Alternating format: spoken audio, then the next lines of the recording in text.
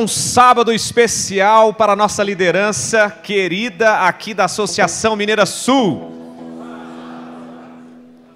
Que privilégio é poder estar com vocês aqui.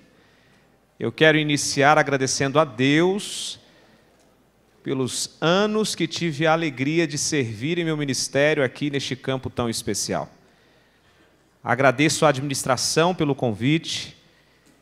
Agradeço também aos meus amigos departamentais pelos anos que aqui passamos, aos queridos pastores distritais, mas de forma muito especial eu quero agradecer a você que me recebeu em sua igreja, você que me deu a oportunidade de crescer no meu ministério, visitando o seu distrito, crescendo com você nos encontros e também nos treinamentos dessa associação tão especial. Para mim estar aqui hoje, pastor Valdomiro, é um privilégio e também uma oportunidade, porque aqui eu posso encerrar o meu luto. Eu e a minha esposa fomos surpreendidos no final do ano passado com um chamado para a união. E como aconteceu no final do ano, nós não tivemos a oportunidade de nos despedir. E aqui eu já tive a oportunidade de abraçar, tive a oportunidade também de conversar com alguns, e quero ainda, durante o dia e a tarde, ter a oportunidade também de agradecer, abraçar e desejar bênçãos para todos que fizeram parte do meu ministério durante os 4 anos que nós passamos aqui nessa associação. Alguns não sabem, eu sou natural de Belo Horizonte, mas foi neste campo que eu tive uma oportunidade muito grande de crescimento. Aqui eu liderei 8 campanhas de colportagem, iniciando em Barbacena. Quando chegamos, eu e minha esposa, éramos 2 jovens, e hoje já temos 3 filhos, né? A nossa creche aumentou. Essa cidade aqui foi uma cidade especial, eu tive a oportunidade de liderar uma campanha aqui. Pastor Cirlei, que é o pastor da Central de Juiz de Fora, foi meu colportor, nós trabalhamos juntos. Aqui neste campo eu realizei algumas semanas do Calvário. Aqui neste campo eu tive a oportunidade de realizar o meu evangelismo do 3º ano. E depois de alguns anos tive a oportunidade de voltar como pastor de publicações, depois como mordomia e depois como secretário. Eu tenho um carinho imenso pela querida Associação Mineira Sul.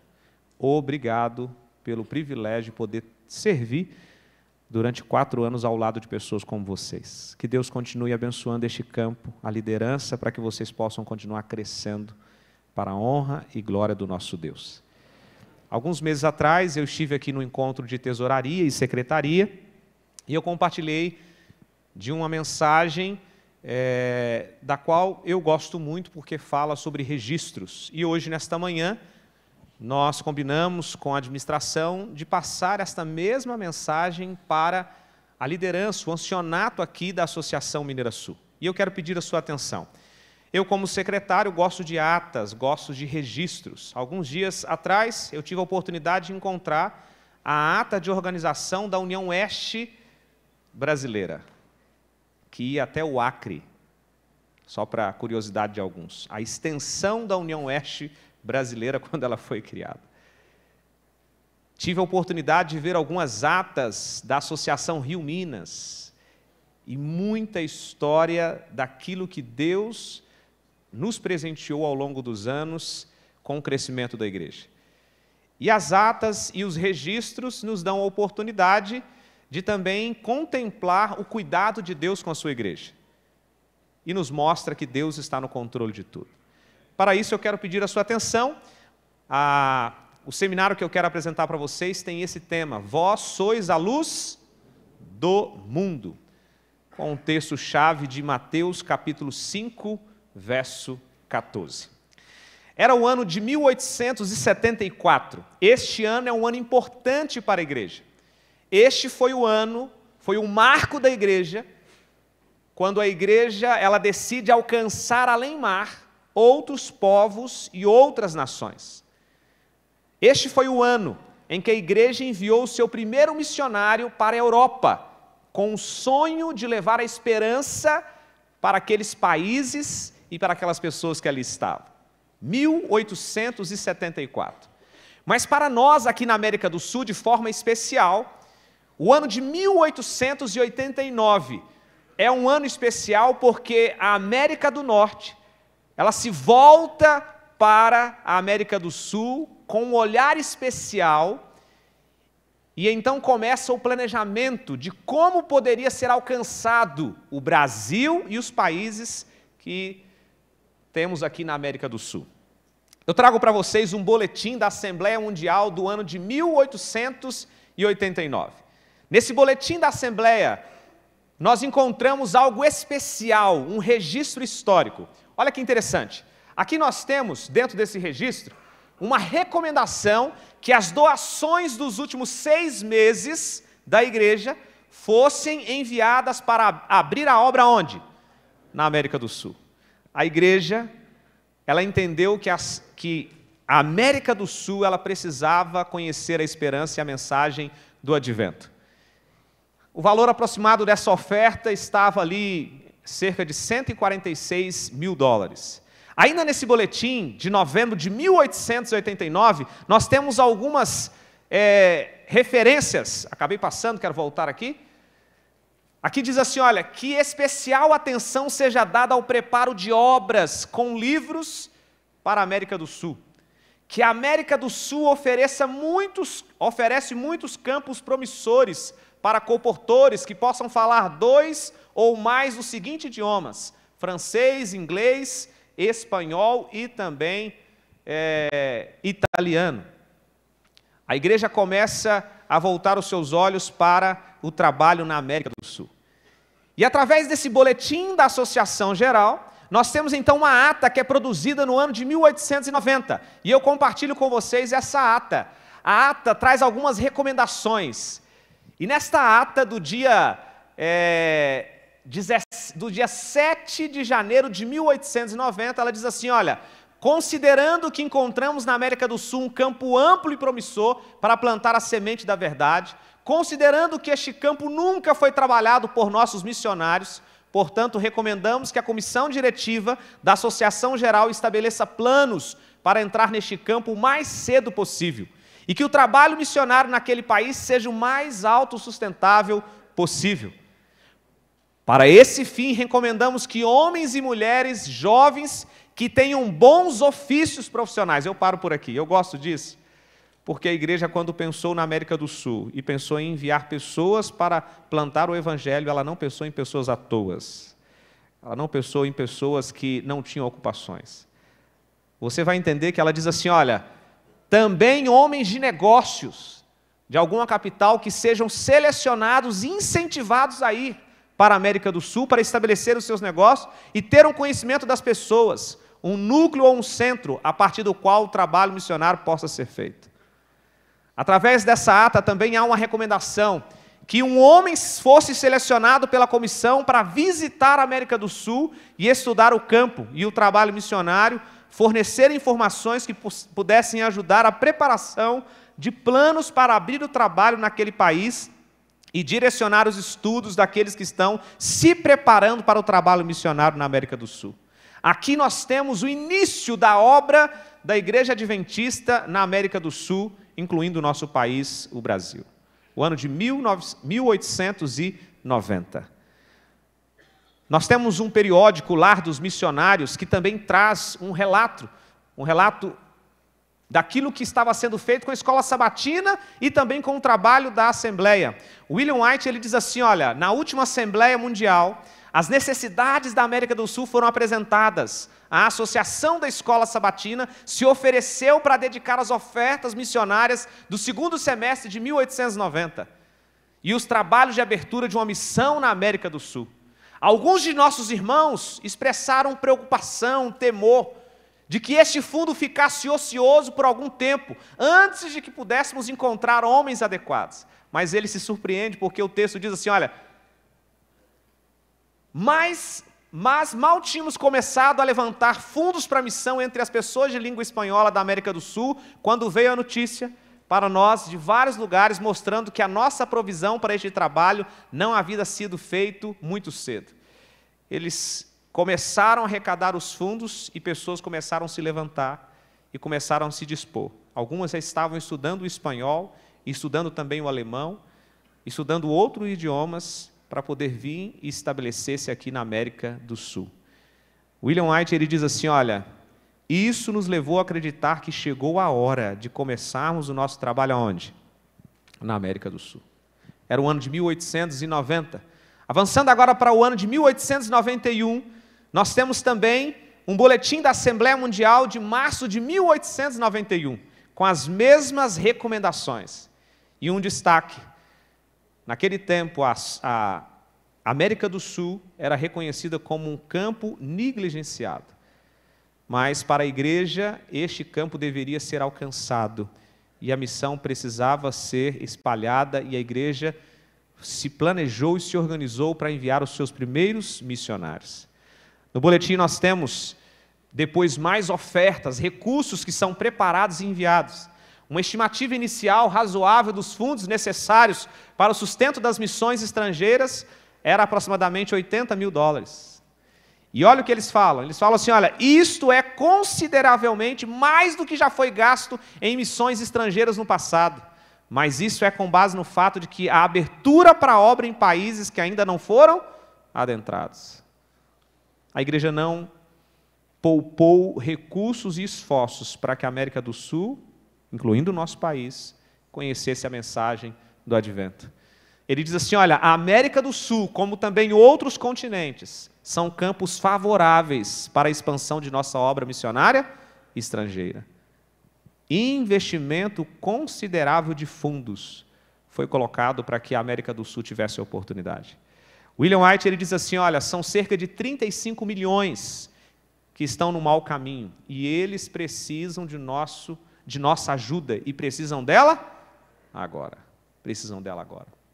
Ainda um texto dele que ele diz assim, olha, quando ele tinha 37 anos de idade, se há algum lugar no mundo que precisa da mensagem do terceiro anjo, mais do que o resto, e precisa agora, creio que é a América do Sul. Nós temos uma ata do dia 29 de maio de 1891. Olha que registro importante. É por isso, querido ancianato, anciãos e anciãs, que quando nós nos reunimos em uma comissão diretiva da igreja, é importante fazer os registros dentro da secretaria, como também da administração da igreja. Porque isso não só é história, como também é um registro para o futuro. Olha o que diz essa ata, diz assim, olha, votado que encorajemos a quem? Snyder a se preparar para a América do Sul como líder de uma equipe de colportagem. Que o diretor-geral de colportagem mantenha correspondência com outros candidatos de nomeação. O periódico, o Lar dos Missionários, diz assim, olha, o irmão Snyder, que foi diretor de publicações na Pensilvânia por 3 anos, e Stauffer, que era um colportor experiente, junto com Nowlin, da Associação do Pacífico Norte, foram selecionados para vir à Argentina e começar o trabalho na América do Sul. A igreja começou em 1889 e ela foi dando seus passos para alcançar a América do Sul e trazer a mensagem de esperança. No ano de 1891 foram enviados os primeiros missionários para além-mar. Aí nós temos a foto de Snyder, de Stauffer e também de Nowlin. Agora, no ano de 1892, nós temos também mais um registro da ata da Comissão de Missões Estrangeiras, do dia 1º de agosto de 1892. E nós temos aqui uma curiosidade, porque diz assim, olha, a carta de Schrock foi lida, falando que ele havia recebido de Stauffer da América do Sul um pedido, um apelo, para ajudarem os alemães guardadores do sábado, enviando recursos, e estes iriam também ajudar com as despesas de ida e volta daqueles que fossem enviados. E nós vamos seguindo no ano de 1894. No ano de 1894, uma ata da Comissão de Missões Estrangeiras, do dia 15 de abril de 1894, nós temos também mais uma curiosidade. Aqui diz que o irmão Frank Westphal, ele deveria vir para a Argentina e que ele deveria fazer deste lugar o seu campo de trabalho. Nós temos uma foto da família, daquele que foi o primeiro pastor aqui na América do Sul. O seu distrito não tinha 5, 10 ou 8 igrejas, mas era Argentina, Uruguai, Brasil, Paraguai. e ele passava não uma semana fora de casa, mas passava 6, 7 meses. Ele não andava não num carro sem ar-condicionado, ele andava era a cavalo e muitas vezes a pé. E essa família veio para a América do Sul. Esfol, ele diz assim, olha, aportamos na cidade de La Plata num dia cinzento, depois de um mês de viagem. Um mês de viagem. Saiu dos Estados Unidos, foi para a Inglaterra, para depois descer para a Argentina.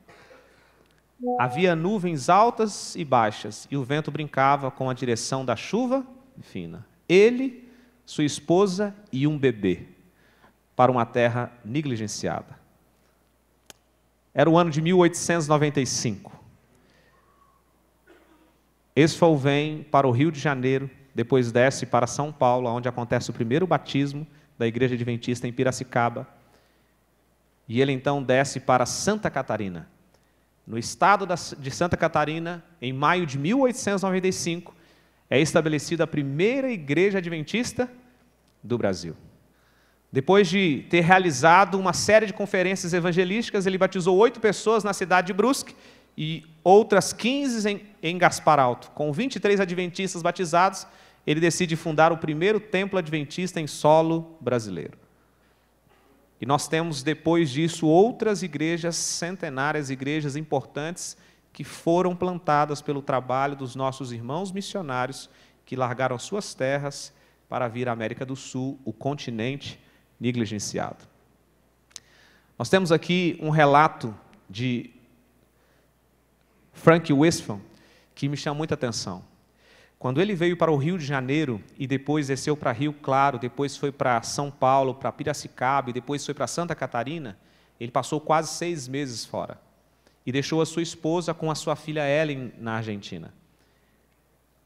E quando ele volta, ele descobre que a sua filha havia pegado sarampo e uma outra doença e ela havia falecido. E ele coloca na sua biografia, ele diz assim, olha, os nossos corações sangravam quando ela, a sua esposa, contava os detalhes de como a nossa garotinha estava perdendo a batalha contra a morte. Mas nós não tínhamos vontade de quê? Reclamar. Em vez disso, essa experiência sombria nos fez entender mais claramente o maravilhoso amor de Deus. Compreendemos o melhor do que nunca, o grande sacrifício que o nosso Pai Celestial fez ao dar o seu filho para morrer cruelmente em uma terra estranha, longe de sua casa e de todos os que entendiam e simpatizavam.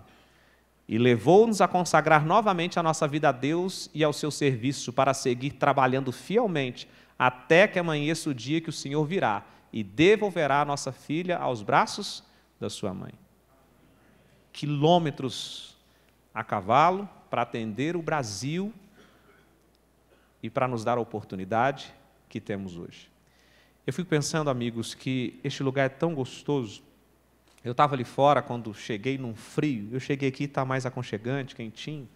Que lugar especial, não sei se você, assim como eu, concorda, mas nós temos uma estrutura hoje muito especial, com ar-condicionado, com tela, com refeições.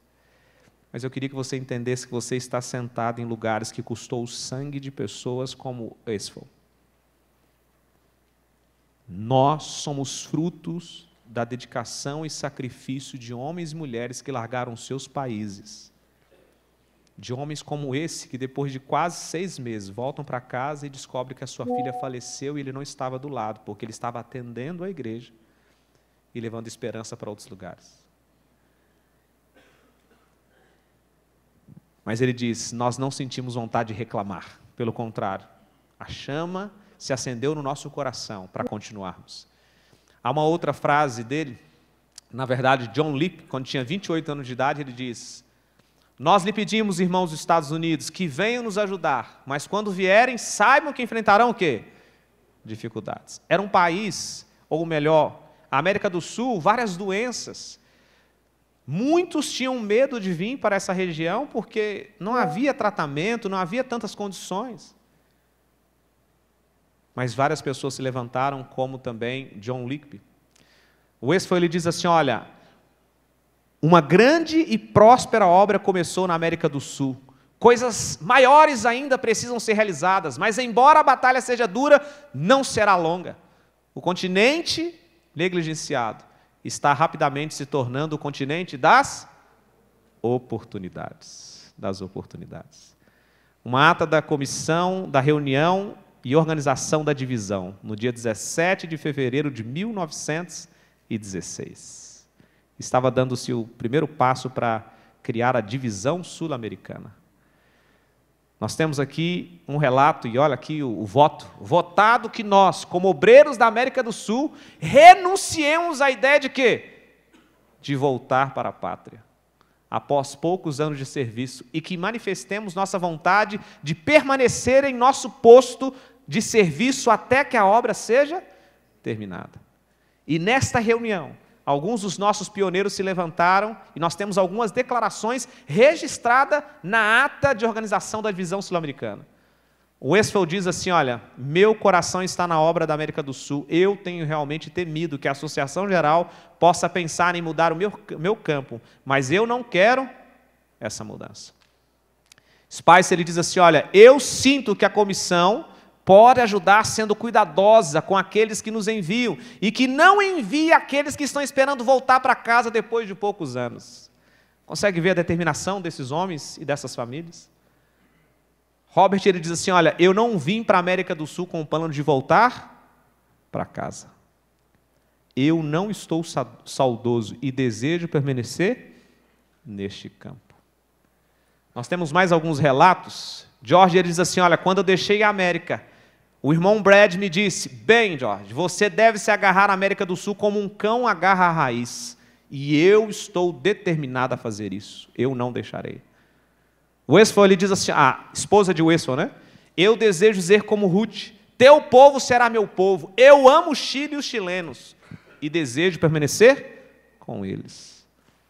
Fernando, ele diz assim, olha, quando 8 anos se passaram depois de chegar a este campo, senti vontade de ir para casa. Mas a necessidade desta obra e a necessidade de permanecer me apelaram. Eu desejo abandonar de vez a ideia de ir, pelo bem da obra e também pela influência que isso terá. Meus amigos, isso daqui é emocionante, porque eu fico pensando, eu viajo muito, agora estou viajando mais ainda, fico na ansiedade para voltar para casa. Tenho 3 crianças pequenas, e é uma luta quando você arruma a mala e tem que sair, vai ficar 1 semana ou mais dias fora.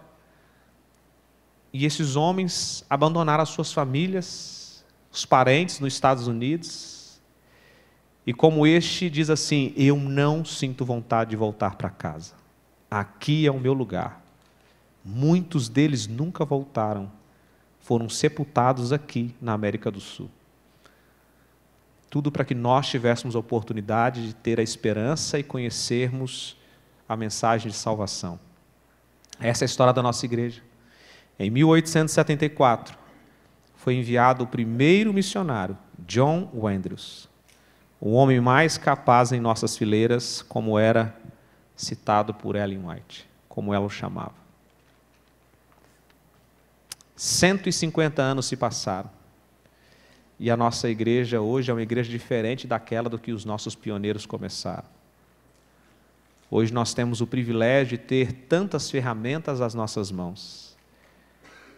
Nós temos o privilégio de ter a TV Novo Tempo, de termos a internet, de termos vários pastores, de termos igrejas, liderança, materiais, mas com todo carinho e respeito, parece que nós fazemos menos do que aquele povo fazia, sem ter condições nenhuma. E quem sabe eu estou falando aqui neste momento e você pensa assim, nossa, é muito bonito ver a história da igreja. Que Deus possa levantar missionários, que Deus possa levantar pessoas. Querido amigo, esta missão é uma missão sua, minha e de todos nós. E essa missão não é uma missão da Associação Mineira Sul, não é uma missão do estado de Minas apenas, do Brasil ou da América do Sul. A nossa missão é mundial. Por isso que nós falamos tanto que a nossa missão não é uma missão local. Eu confesso para vocês que quando criança, eu frequentava uma igreja pequena e eu passava próximo de algumas igrejas evangélicas grandes, bonitas, eu ficava pensando, por que a minha é tão pequena e tão feia? Depois, nós vamos entendendo que a nossa igreja, ela não pensa em um local, a nossa igreja pensa de forma mundial. A nossa igreja, ela não é congregacionalista. Nós entendemos que a missão é para todo mundo. É por isso que a nossa fidelidade atinge todo mundo. A nossa missão é mundial. Mas eu fico pensando nesses números. População mundial atual, os nascidos neste ano, os nascidos até agora, hoje. Como é que nós vamos pregar o Evangelho? Com tantas e tantas pessoas neste mundo que não conhecem. William White, ele diz assim, eram quase 35 milhões. E precisavam naquele momento, era agora.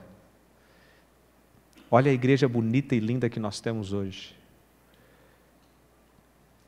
Nós precisamos ter o espírito missionário que os nossos pioneiros tinham quando começaram o trabalho na América do Sul.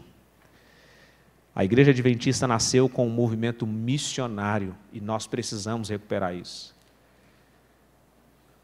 Eu fiquei encantado ontem com a apresentação do pastor Rodomiro falando sobre uma igreja missional, uma igreja que se preocupa não com a contemporaneidade, não com as suas tradições, mas se preocupa com aquilo que é princípio, com aquilo que Deus colocou para nós. E a essência dessa igreja é missional. Nós nascemos de um movimento missionário. Olha o que diz esse slide. Todos os membros sabiam que a igreja existia com um propósito missionário. E todos estavam envolvidos. Consciência missionária. Todos. Quando eles começaram, eles pensaram assim, mas nós estamos reunindo recursos e esse recurso vai ficar parado de forma ociosa. Quando eles foram perceber, haviam várias pessoas já se preparando para estudar e se colocar à disposição de vir para a América do Sul. É por isso que essa citação tão conhecida precisa ser, de fato, uma verdade na minha e na sua vida. Todo verdadeiro discípulo nasce no reino de Deus como um missionário. Ellen White disse que a igreja é um instrumento apontado por Deus para a salvação dos homens. E ela foi organizada para servir a sua missão, que é levar o Evangelho ao mundo. É por isso que o pastor Valdomiro ontem disse que a igreja é esperança para Muriaé, é esperança para Ibitiúra, para Cataguases, para Varginha. E se a igreja falhar? A igreja somos nós. A igreja não é paredes. O que nós estamos fazendo hoje para honrar o sacrifício destes homens e dessas mulheres que largaram tudo com uma consciência missionária para que nós tivéssemos uma igreja e tivéssemos oportunidade hoje? Amigos, eu não sei o que eu seria se não fosse o Evangelho, se não fosse essa igreja. Um dia desses eu estava olhando uma foto com a minha esposa e a minha esposa fica brincando, eu dei um upgrade na sua vida, eu te salvei. Há verdades nisso também. Mas eu tenho consciência clara que foi o Evangelho que transformou a minha vida.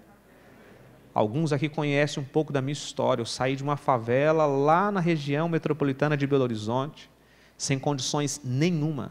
Eu não digo pelo ministério, eu digo pela pessoa que eu me tornei através daquilo que a igreja, com a palavra de Deus, me deu a oportunidade de ter. Eu não sei o que eu seria. Eu não sei nem se eu estaria aqui hoje se não fosse o Evangelho, se não fosse a igreja. E eu sei que muitos de vocês, quem sabe também não estariam aqui se não fosse o Evangelho, se não fosse essa igreja que prega a mensagem da esperança e a volta de Jesus. Nós temos uma missão clara, é levar o Evangelho ao mundo. A cada um foi distribuída a sua obra. E ninguém pode substituir o outro. Cada um tem um testemunho, tem uma missão de admirável importância, a qual ele não pode negligenciar ou passar por alto. Então não espere que irá se levantar, quem sabe, mais um Frank, um Stauf. Não, o Senhor está chamando a todos nós hoje. Há uma necessidade hoje. A Associação Mineira Sul é um campo missionário. 162 cidades sem presença adventista. É a nossa janela 1040. E nós, muitas vezes, como ouvimos ontem, estamos pensando nos extremos, preocupado com aquilo que é tradição, enquanto deveríamos estar alimentando a igreja e buscando levar a esperança para outras pessoas. Deus espera um serviço pessoal da parte de todo aquele a quem confiou o conhecimento da verdade. Para este, Ele espera de todos nós. Todos nós. Naqueles dias, a igreja não fazia distinção entre evangelismo público e evangelismo pessoal. A missão de evangelizar pertencia a quem? A toda a igreja, não era só do pastor, do ancianato, era de toda a igreja. Todos os membros estavam envolvidos. Também, nos primeiros anos do adventismo, quase não tínhamos pastores de igreja local. Os pastores tinham uma missão clara. Não era ficar ali, consolando.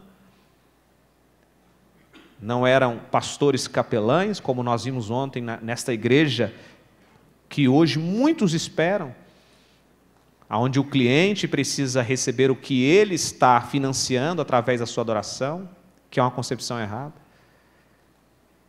Os poucos pastores se dedicavam a evangelizar o quê? Novos lugares. Eu fui pastor distrital lá na Associação Mineira Leste, por um período de 2 anos que foram maravilhosos na minha vida. E um dia um irmão virou e falou assim: pastor, eu não estou entendendo, o senhor está querendo ir lá para o outro bairro? O senhor tem que ficar aqui. Eu disse: mas nós temos uma família que está num pequeno grupo já há um tempo e nós temos um trabalho ali. Ele: pastor, eu acho errado esse negócio. Eu acho que, na verdade, o senhor tinha que ficar aqui sábado, domingo e quarta. Eu falei: miserável. Ele não entendeu que essa não é a missão que eu tenho e ele também tem. Porque o antigo pastor pregava aqui 7, 8, pregava sábado, pregava domingo, pregava tal. Eu falei: ô irmão, nós não vamos fazer assim. Nós vamos nos alimentar e capacitar para que todos possam assumir o púlpito, para que todos possam trazer crescimento para a igreja e nós vamos alcançar outro lugar. Os pastores têm uma missão clara, mas há muitas pessoas dentro da liderança que querem sugar os pastores para serem de fato o seu coach ou o seu CEO. E não foi isso que Deus nos chamou. Olha o que Ellen White diz. Ela diz assim: olha, no ano de 1909, Ellen White participou da sua última Assembleia Mundial. Por 9 anos, desde que voltou da Austrália, ela insistiu no trabalho individual de quem? Dos membros. Os líderes dedicaram a ampliação da estrutura, deixando a evangelização nas mãos de quem? É o evangelista, é o ministério pessoal. A missão é de todos. Em uma das sessões da Assembleia de 1909, ela desafiou os delegados a retornarem ao propósito original da igreja, envolver cada membro na missão. Os líderes não se sentiram muito à vontade, mas encerraram a Assembleia com o compromisso de fazer algo pela evangelização. Queridos amigos, os que ocupam lugar de liderança na igreja de Deus devem sentir que a missão do Salvador é dada a todos os que creem no seu nome. E agora é o ano de 2024. O que nós vamos fazer? De 1874, de um lugar que era conhecido como uma terra negligenciada, se tornou uma terra de oportunidades. De um lugar onde não havia igrejas, hoje nós temos centenas. Mas a missão continua. Este é o ano da oportunidade. Este é o momento que temos a oportunidade de honrar o sacrifício e a entrega de vários homens e mulheres que vieram para a América do Sul para plantar o evangelho neste lugar. Tem um vídeo, eu não passei da última vez, pastor, mas eu gostaria de passar hoje. Quem irá? Quem irá? Esse vídeo é muito conhecido, eu passei aqui em alguns lugares e eu sei que os departamentais, os pastores, alguns conhecem porque ele é um vídeo já antigo, mas a primeira vez que eu assisti esse vídeo me impactou muito. E eu nunca esqueci, eu guardei esse vídeo porque eu gosto muito. E eu queria chamar a sua atenção para a reflexão desse testemunho. Se você já assistiu, fique quietinho aí. Se você não assistiu, preste atenção. Porque ele responde essa mensagem aí, olha. Quem irá? O nosso desafio hoje é retornar ao propósito original da igreja. Essa é uma cena comum na igreja, né? Terminou o culto na igreja. Olhando esse carro. O Expo não tinha carro. A pé, sacrifícios. Hoje nós temos uma vida muito melhor e diferente. Voltar para casa, né? O pastor fez um bom sermão. Só que do outro lado nós temos um pai com a sua filha enterrando a sua esposa. Quem sabe neste momento tem alguém recebendo a ligação de um parente sendo informado que a sua mãe ou seu pai faleceu. Só que voltando da igreja, olha que coincidência, ou como alguns gostam de chamar, né? Deucidência, não sei. O irmão viu que a menininha deixou o ursinho cair no chão. Ali fez um contato. No dia seguinte chamou para caminhar. Fizeram amizade. Chamaram para um pequeno grupo. E aquele pai em luto com a sua filha começou a ser acolhido por uma igreja missional. Levou a filhinha para os aventureiros. Até que um dia ofereceram um estudo bíblico para ele. E tudo começou lá atrás. Uma faixa com o pai saindo do cemitério. Amizade, relacionamento. Até que um dia ele disse assim: vem na minha igreja, eu quero te apresentar para os meus amigos, para a minha comunidade.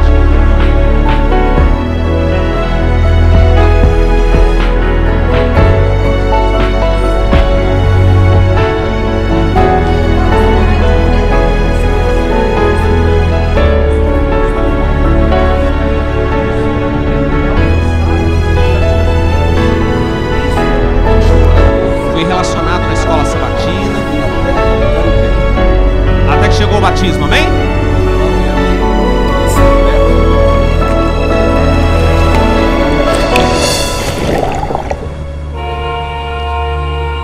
Mas essa história nunca aconteceu, porque o irmão nunca desceu do carro.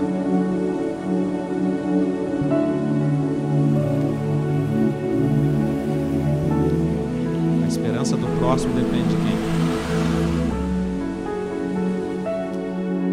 Pensando quantos e quantos de nós nunca descemos do carro. Quantos vizinhos que terminaram o casamento poderiam estar casados ainda se nós tivéssemos descido do nosso carro? Quantos jovens poderiam estar vivos ainda se nós tivéssemos descido do carro? Nós precisamos entender a urgência do tempo que estamos vivendo. Este concílio não é o primeiro. E se Jesus não voltar, quem sabe no próximo ano ou daqui 2 anos, nós teremos outro encontro, e outro treinamento, e outro. E parece que isso se torna comum para nós.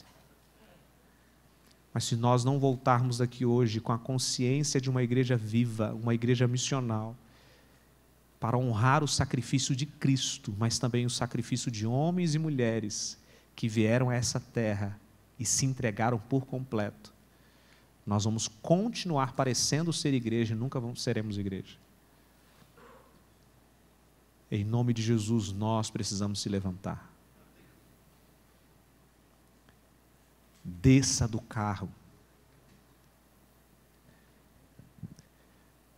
No ano passado, quando eu estava aqui, eu fiz um levantamento.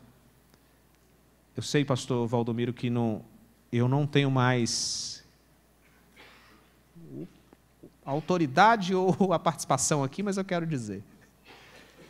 Eu fiz um levantamento no ano passado, e nós tínhamos 116 igrejas que tinham passado o ano todo e não tinham batizado ninguém. E eu fiquei pensando, Senhor, de 300 e poucas igrejas, se 116 passou o ano todo abrindo sábado, domingo, quarta-feira, fazendo escola sabatina, fazendo evangelismo, fazendo as suas ações, e não batizou ninguém, tem um problema.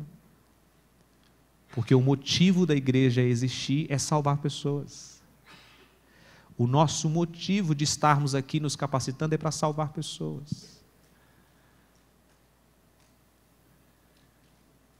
Que a chama do Espírito possa brotar no seu coração e reavivar a sua fé.